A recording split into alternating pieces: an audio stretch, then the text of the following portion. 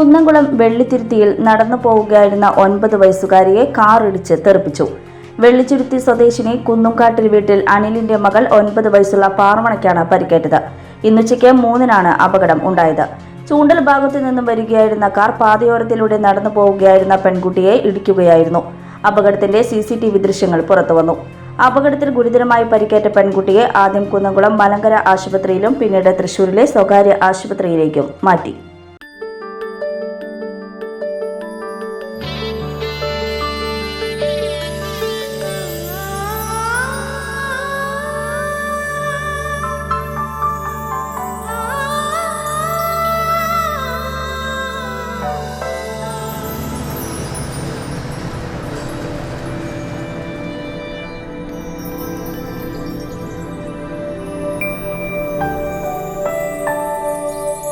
നിങ്ങളുടെ അധ്വാനത്തിന് സത്യമുണ്ട്.